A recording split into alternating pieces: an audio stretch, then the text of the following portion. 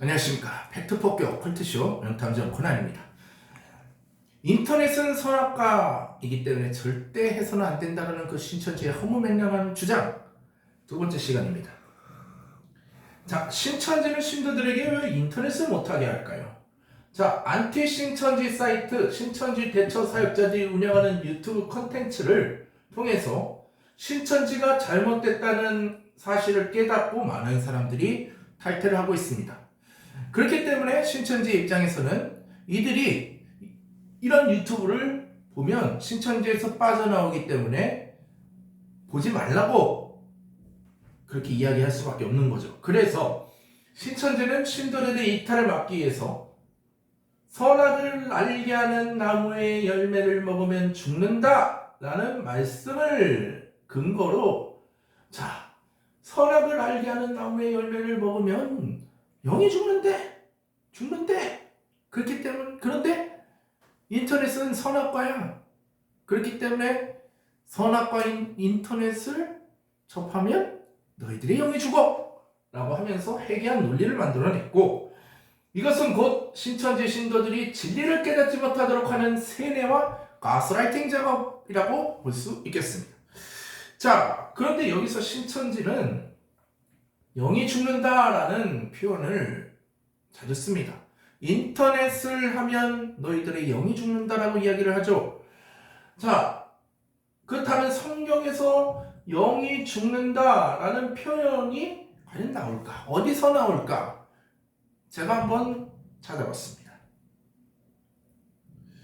그런데요, 제가 대한성서공회 검색 시스템을 아무리 찾아봐도 영이 죽는다라는 직접적인 표현은 전혀 나오지 않습니다. 선악과와 같이 영이 죽는다라는 직접적인 표현도 전혀 나오지 않습니다.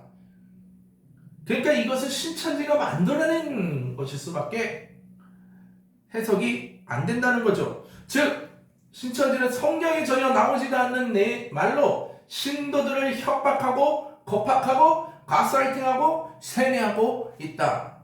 이렇게 정리할 수 있겠습니다. 자, 그렇다면 신천지가 이렇게 주장하죠. 인터넷은 선악과다. 선악과를 먹으면 영이 죽는다. 이 논리가 성립을 하려면 인터넷은 영을 죽이는 악한 것인가? 라는 이 문제를 우리가 한번 생각해 봐야 할 것입니다. 자, 그런데요, 디모데전서 4장 3절에서 5절의 말씀을 우리가 한번 읽어볼게요.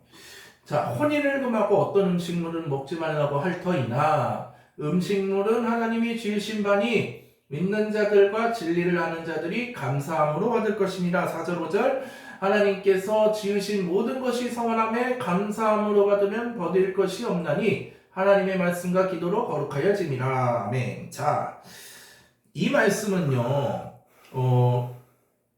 이제 고린도 교회 문제에서도 이 음식 문제가 나오는데, 당시 제사를 당시 문화에서 그 초대교회 시절의 문화에서 제사를 드릴 때 모든 음식, 고기나 이런 것들이 제사로 이방신에게 제사로 드려지고 그 고기를 이제 서로 먹는 그런 풍습이 있었죠.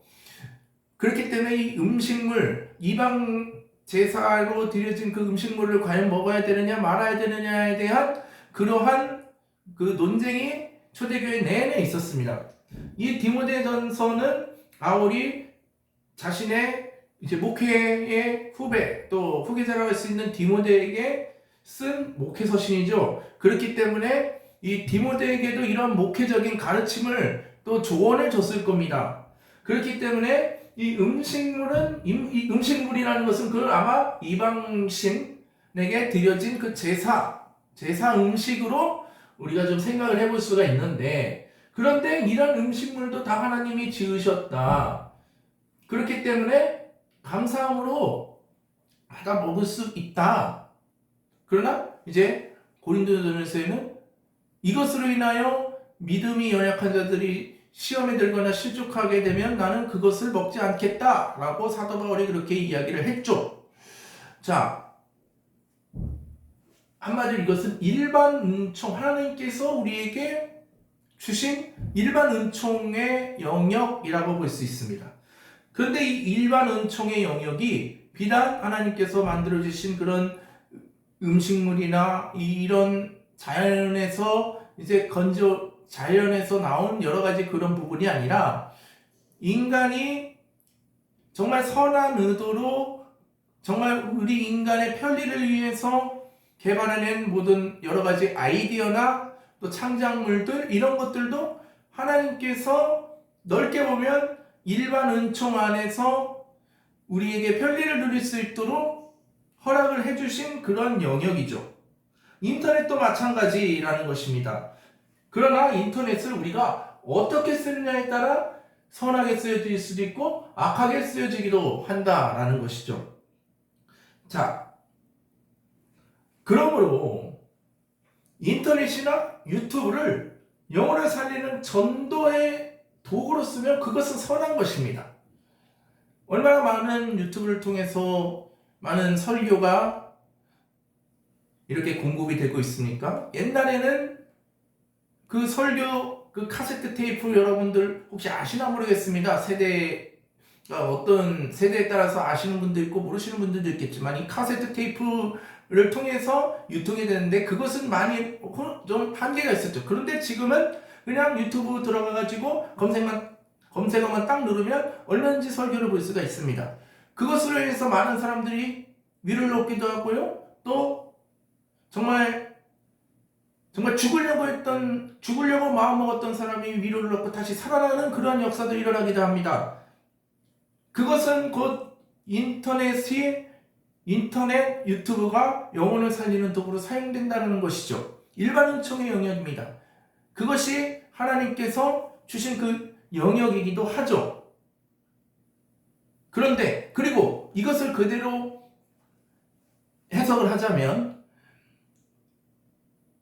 이단 사이에 빠진 사람들을 구해내기 위해서 반증 동영상을 올리는 유튜브 동영상들 이것도 악한 게 아니라는 겁니다. 하나님께서 만드신 그 선한 것이죠. 전도의 도구로 사용이 되지 않습니까? 영혼을 구원하는 도구로 사용되지 않습니까? 그렇기 때문에 인터넷이나 유튜브는 잘 쓰면 하나님께서 우리에게 일반 은총의 영역으로 내려주신 그런 귀중한 도구가 된다는 것입니다. 다음 시간에 더 깊은 반증을 해보도록 하겠습니다. 감사합니다.